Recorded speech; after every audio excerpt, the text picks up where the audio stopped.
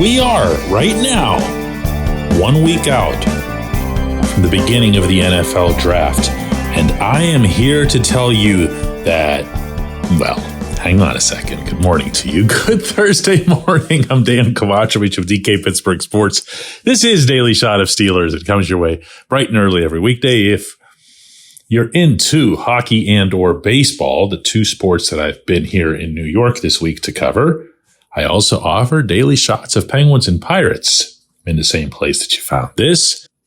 I hope you'll check those out as well. 1 week, and we will know possibly who the Steelers will take with the 20th overall selection.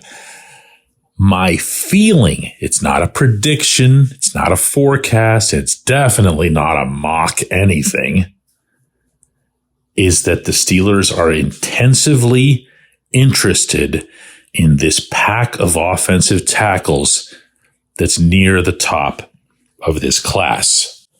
And when I say near the top of this class, I'm referring obviously to whatever exists of this class that does not constitute quarterbacks who just might fill the first three slots, maybe more, which does not constitute cornerbacks. Not that the Steelers would throw one out if they got one, but it just doesn't seem to make a whole lot of sense. Yes, there are some good ones there, but you're going to have so much similarity in the caliber of the prospect still in that round, at that point in that round, that you can lean toward a position over another. Joey Porter Jr. just came through for you in a big way. Get yourself a veteran on the other side if you, unlike the Steelers apparently, don't believe in Dante Jackson. But they sound like they do. So forget about cornerback as well. What you're left with is offensive tackle, wide receiver. Not necessarily even in that order. If it's me and all things are equal, I take the wide receiver. I don't matter. Arthur Smith does. My guess is that Smith is going to look at tape of this team and its performance that it got from Dan Moore at left tackle and say, hang on a second. I don't have one problem here on this line. I have two. I've got a first-round kid playing out of position on the right side, and I've got somebody who hasn't been all that great playing on the left side, which is more important.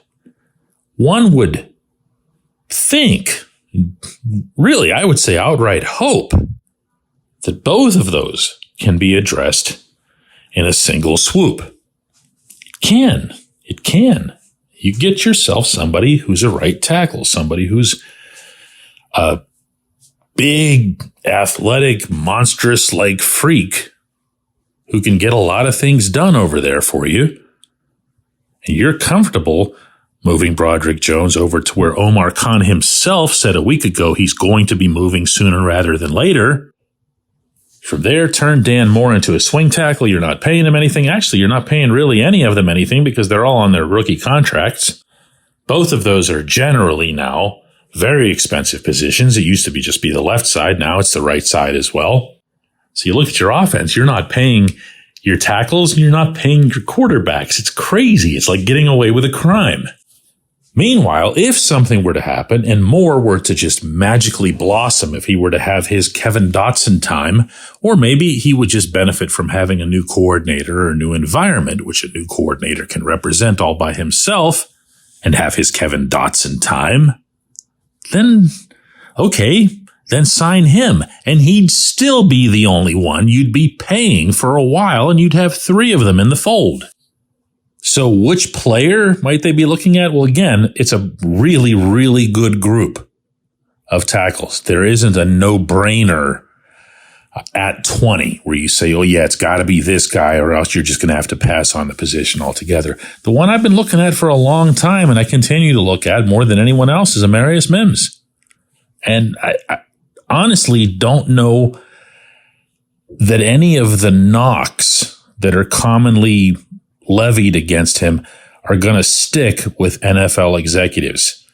Number one knock. Well, he hasn't played all that much. Okay, was hurt, wasn't necessarily putting himself into the best position to be out there all the time, whatever. Here's what I know. In all those games that Mims missed at Georgia, in all those games, he remained 6'8", 340 pounds with a 71-inch wingspan. My God, that cannot be coached. Okay, he could be one of those guys who's just an engulfer, where he stands over there and he just blocks people by existing.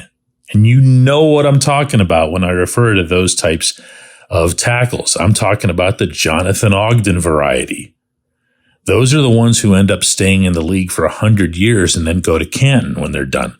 Here again, I'm not predicting, I'm not forecasting, I'm not sending Mims to Canton. I'm saying that that's that type. He's 21 years old, guys, which also really ought to come up, because whatever issues you might have with either his durability or his commitment to a certain level of conditioning that would keep him on the field more often, he's 21 years old. He also, according to most scouts, not all of them, is someone who'd likely be equally capable at left or right tackle. So if you hear him identified as a left or whatever, just roll your eyes at it and move on. He does something that other humans can't do, which is to be gigantic. When we come back, J1Q. This segment of Daily Shot is brought to you by our good friends at Mike's Beer Bar. They're located on Federal Street, directly across from PNC Park. Mike has more than 500 beers on tap, including from more than 50 local breweries. Stop in and say hello. Tell Mike we sent you. Mike's Beer Bar.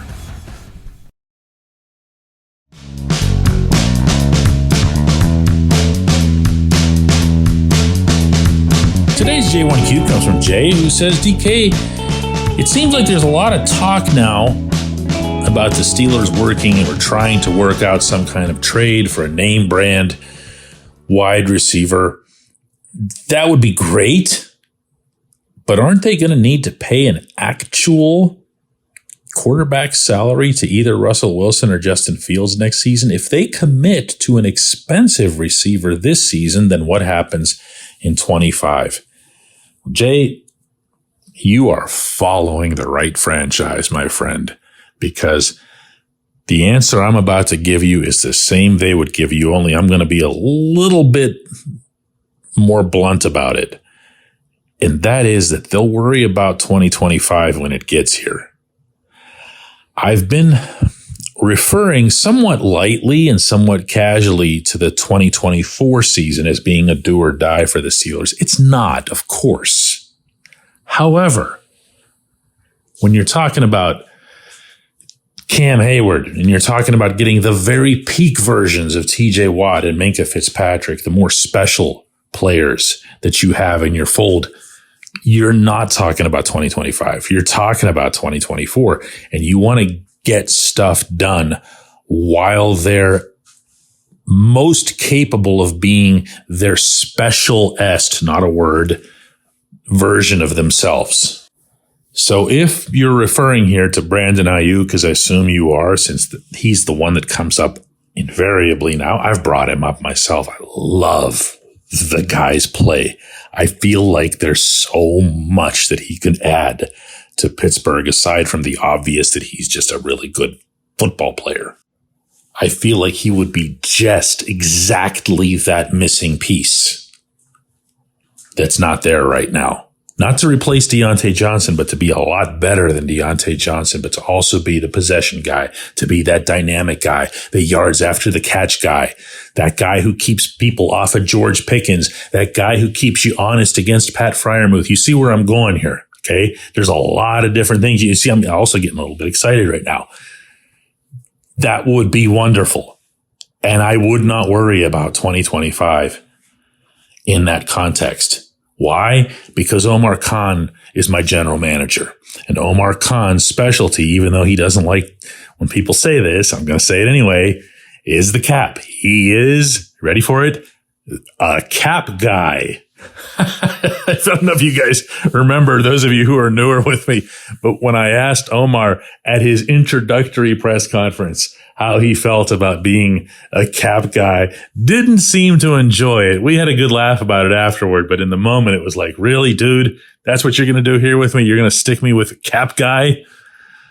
Omar is more than capable of hiding salaries. He can hide them in his left pocket, his breast pocket. He can hide them under the bed.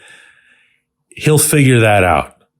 I wouldn't sweat that one at all. I also, by the way, wouldn't sweat, and this is only since you brought this up, any sort of prospective detail about how much you're going to be paying a quarterback in the future. You don't even know who that's going to be. If Russell Wilson turns out to be that player, yes, he's going to be enormously expensive. However, he's also now going to be climbing into his late 30s as opposed to his mid 30s. How much are you really committing? If it's going to be Fields, well, I mean, think about what a blessing that would be, because that would mean that he earned it. And that would mean that everything that everybody in Pittsburgh's been clamoring for now, since the day that Ben Roethlisberger ran his lap around Heinz Field, would have come true. Now you're going to have an elite prospect with the brightest of futures as your quarterback for years to come. So you won't mind paying him. That'll be a great thing. And I'll say it again, you'll easily be able to afford him because you have Omar. I appreciate the question. I appreciate everybody listening to Daily Shot of Steelers. And we're going to do one more of these this week, tomorrow.